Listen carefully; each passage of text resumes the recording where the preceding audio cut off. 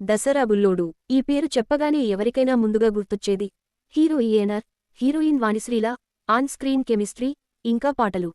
SVR, Anjali Devi, Gummadi, Chandrakala, Suryakantham, Nagabhushanam, Padmanabham లాంటి భారీ star కాస్ట్తో 1971 Sankranti కానుకగా జనవరి 13న రిలీజైన ఈ సినిమా అప్పట్లో ఓ బ్లాక్ బస్టర్ కాదు, ఇండస్ట్రీ హిట్.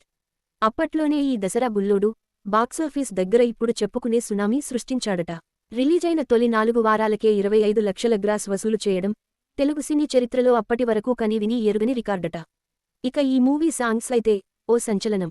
ఇప్పుడంటే యూట్యూబ్ అని, గానా.com అని చాలా వచ్చాయి.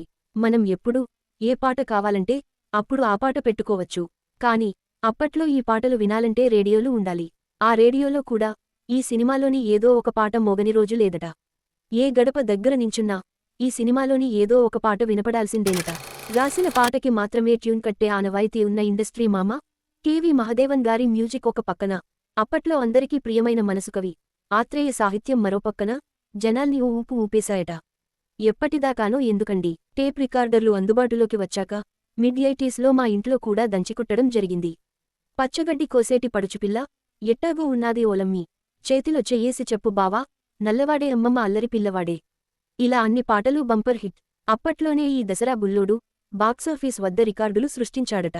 రిలీజైన తొలి 4 వారాలకే 25 లక్షల గ్రాస్ వసూలు చేయడం తెలుగు సినీ చరిత్రలో అప్పటి వరకు కనీవినీ ఎరుగని రికార్డట. ఈ సినిమాని జగపతి పిక్చర్స్ బ్యానర్ మీద అప్పటి అగ్ర నిర్మాతలలో ఒకరైన వి.బి. రాజేంద్ర ప్రసాద్ స్వీయ దర్శకత్వంలో నిర్మించారు. ఇదే ఆయనకి దర్శకుడుగా మొదటి సినిమా. అసలు ఈ జగపతి పిక్చర్స్కి ఆస్థాన దర్శకుడు వి. మధుసూదనరావు గారట.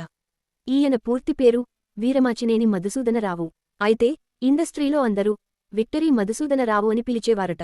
ఎందుకంటే ఈయన కెరీర్లో 90% హిట్లే ఉన్నాయట. ఏఎన్ఆర్ కెరీర్లో అలనాటి black and white blockbuster మూవీల్లో ఒకటైన అదృష్టవంతులు మూవీని కూడా జగపతి బ్యానర్లో వి.బి. ప్రొడ్యూస్ చేస్తే ఈయనే డైరెక్ట్ చేశాడు.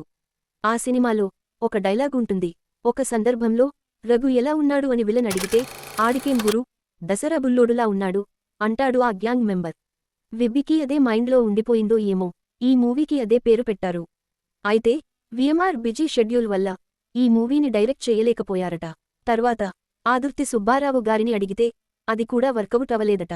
చివరికి ఏఎన్ఆర్ గారిని డైరెక్ట్ చెయ్యమని రిక్వెస్ట్ చేస్తే సక్సెస్ఫుల్ ప్రొడ్యూసర్గా మంచి ఎక్స్పీరియన్స్ ఉన్న నువ్వే డైరెక్ట్ చెయ్యి, నీ వెనకాల నేనుంటాను అని ఎంకరేజ్ చేశారట. అలా ఆ సక్సెస్ఫుల్ ప్రొడ్యూసర్ కాస్త సక్సెస్ఫుల్ డైరెక్టర్ అవతారం కూడా ఎత్తారు.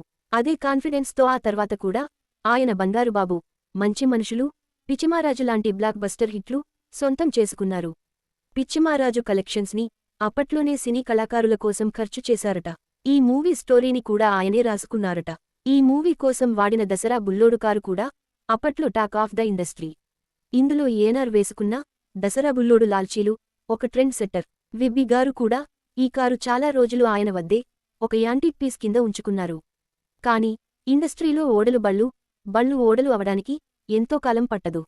ఏఎన్ఆర్ జనరేషన్లో ఎన్నో బ్లాక్ బస్టర్లు అందుకున్న ఈయన తర్వాతి జనరేషన్ హీరోలతో హిట్లు కుట్టలేక పాపం ఆ కారు కూడా అమ్ముకునే స్టేజ్కి వచ్చేశారు. ఇలాంటి స్టేజిలో కూడా ఈయనకి ఈ దసరా బుల్లోడు మీద మక్కువ పోలేదు. తన అనుభవాలు, జ్ఞాపకాలకు అక్షర రూపమిస్తూ రాసిన పుస్తకానికి కూడా దసరా బుల్లోడు అనే టైటిలే పెట్టుకున్నారట ఈ legendary writer cum producer cum director V B. Rajendra Prasad గారు. ఒకప్పటి ఫ్యామిలీ హీరో, ఇప్పుడు విలన్ కమ్ కేరెక్టర్ ఆర్టిస్ట్ అయిన జగపతి బాబు ఈ వి.బి. కుమారుడే. ఈయన పేరుమీదే వి.బి. గారు ఈ బ్యానర్ స్టార్ట్ చేశారట. ఈ సినిమా కోసం హీరోయిన్గా ముందుగా అనుకున్నది కాలక్రమేణా ముఖ్యమంత్రిగా మారిన ఒకప్పటి టాప్ హీరోయిన్ జయలలితనట. ఈమెతో నిర్మాతల సంప్రదింపులు కూడా పూర్తయ్యాయట. దసరా బుల్లోడులో నటించడానికి జయలలిత గ్రీన్ సిగ్నల్ కూడా ఇచ్చేశారట. అయితే అదే సమయంలో ఆమె నటరత్న ఎన్టీఆర్తో శ్రీకృష్ణ విజయం, తమిళంలో మక్కల్ తిలగం ఎంజీఆర్తో మరో సినిమాలో నటిస్తున్నారట. దీంతో డేట్స్ అడ్జస్ట్ చేయలేక చివరి నిమిషంలో దసరా బుల్లోడు నుంచి తప్పుకున్నారట. కేవలం వారం రోజుల ముందు ఈ విషయానికి తెలియడంతో అప్పటికప్పుడు వాణిశ్రీని హీరోయిన్గా అనుకున్నారట. అంతేనండి, దానే పర్ లిఖా హోతా హై, ఖానే వాలోంకా నామ్ అని హిందీలో ఒక షాయరీ. ఏది ఎవరికి ఎప్పటికి ఎక్కడ రాసిపెట్టి ఉంటే అదే వాళ్లకి అప్పటికి అక్కడ జరుగుతుంది. కాని మనం అనుకున్నట్టు జరిగితే ఇంక దేవుడెందుకండి. అంత తొందరగా డేట్స్ ఇవ్వడానికి ఏఎన్ఆర్ కంటే వాణిశ్రీకి డబుల్ రెమ్యూనరేషన్ కూడా ఇచ్చారట. అంతే, ఇంక ఏఎన్ఆర్, వాణిశ్రీ హిట్ పేర్ అయిపోయారు. ఆ తర్వాత ప్రేమ్ నగర్, బంగారు బాబు, దత్తపుత్రుడు లాంటి బ్లాక్ బస్టర్స్ ఈ హిట్ పేర్ అకౌంట్లో ఉన్నాయి. రీషూట్లు ఈ రోజుల్లో కామన్. కానీ అప్పట్లో ఈ సినిమా కోసం 12 రోజుల రీషూట్ జరిగిందట. అవునండి, డ్యాన్స్ మాస్టర్ హీరాలాల్ డైరెక్షన్లో పచ్చగడ్డి కోసేటి పడుచుపిల్ల అనే సాంగ్తో ఈ మూవీ షూట్ స్టార్ట్ అయిందట. భారీ సంఖ్యలో డ్యాన్సర్లతో పెద్ద పండగలా షూటింగ్ చేశారట. 12 రోజుల పాటు షూటింగ్ అయ్యాక మొదటి రోజు మినహా మిగతాది ఏదీ కెమెరాలో క్యాప్చర్ కాలేదని తెలిసి అంతా షాకయ్యారట. దీంతో చేసేది లేక మళ్లీ ఆ 12 రోజుల షూటింగ్ మొత్తాన్ని తిరిగి తీయాల్సి వచ్చిందట. ఎలాగైతేనేం జగపతి బ్యానర్లో వీబీ గారు డైరెక్టోరియల్ డెబ్యూలో ఇండస్ట్రీ బ్లాక్ బస్టర్ కొట్టారు. ఇదండి ఈ రోజు సంగతి.